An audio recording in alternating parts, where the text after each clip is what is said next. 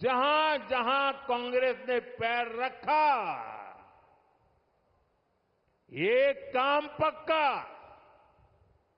Corruption, corruption, corruption, भ्रष्टाचार, भ्रष्टाचार, भ्रष्टाचार, भाई भतीजावाद, भाई भतीजावाद, भाई भतीजावाद। भारत के सरकारी सिस्टम में भ्रष्टाचार को पैदा करने वाली, पालना पोसने वाली, हमारे देश में भ्रष्टाचार की कोई जन्मदात्री है तो कांग्रेस पार्टी है। कांग्रेस का शाही परिवार देश का सबसे भ्रष्ट परिवार है। और जब हाईकमान भ्रष्टाचारी है तो नीचे फिर लूट का खुला लाइसेंस मिल ही जाता है। याद कीजिए, 10 साल पहले जब यहां कांग्रेस की सरकार थी तब क्या होता था।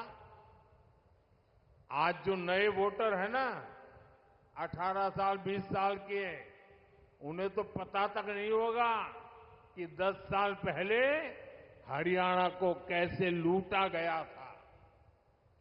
तब हरियाणा में किसानों की जमीन को जम करके लूटा गया। कांग्रेस ने हरियाणा को दलालों और दामादों के हवाले कर दिया था।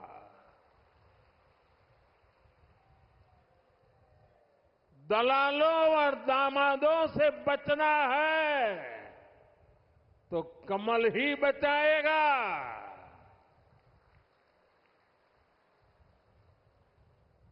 किस किस कांग्रेस नेता पर आरोप लगे हैं ये आप अच्छे से जानते हैं। हरियाणा में एक भी नौकरी ऐसी नहीं थी, ये 10 साल पहले की कथा है, एक भी नौकरी ऐसी नहीं थी जिसमें खर्ची और पर्ची न चलती हो। सरकारी ठेकों में जमकर भ्रष्टाचार होता था। हरियाणा को लूट कर खाने वाली ऐसी करप्ट कांग्रेस को हरियाणा की सरकार से मीलों मीलों दूर रखना है, तब जाके हरियाणा बचेगा। और आपका तो मुझ पर हक है, मुझे भी तो हरियाणा का कर चुकाना है।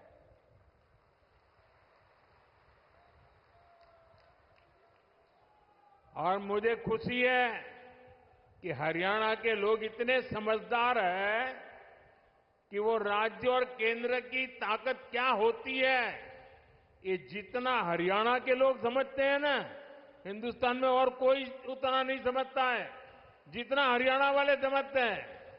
और इसलिए हरियाणा हमेशा राज्य में वही सरकार बनाता है जिसकी दिल्ली में सरकार होती है।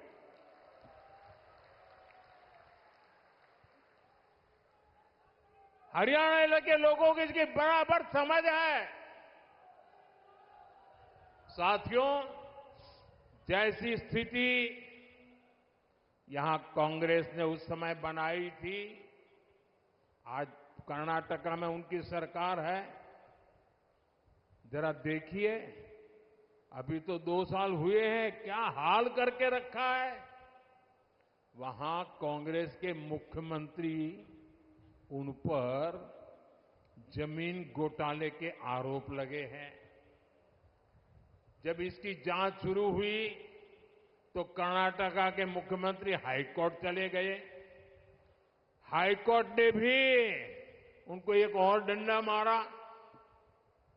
उन्होंने कहा कोई मदद नहीं होगी।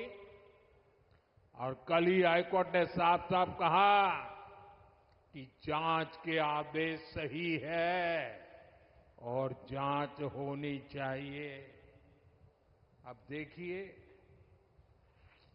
2 साल मुश्किल से हुए हैं, आदत जाती नहीं है। क्या हरियाणा में इनको ये पाप करने का ठेका दे सकते हैं क्या? हरियाणा में इनको घुसने दे सकते हैं क्या? आप ये गलती मत करना, 10 साल बाहर रहे तो सुधर गए होंगे, ये सुधर सकते ही नहीं जी, ये कभी नहीं सुधर सकते। और भाइयों बहनों, कर्नाटका में सिर्फ जमीन घोटाले का ही मामला नहीं है, वहां मेरे दलित भाई बहन ये समझिए, कांग्रेस पार्टी के अध्यक्ष भी कर्नाटका से आते हैं, दलित समाज से हैं। कर्नाटका में दलितों के लिए जो फंड था उसमें भी कांग्रेस ने घोटाला किया। ये वहां की कांग्रेस सरकार ने, वहां के सीएम ने विधानसभा में खुद इस बात को स्वीकार किया है। अब बताइए, जहां भ्रष्टाचार होगा वहां दुनिया का कोई देश, कोई भी निवेश करने वाला, कोई भी कारखाना लगाने वाला हरियाणा की धरती पर आएगा क्या?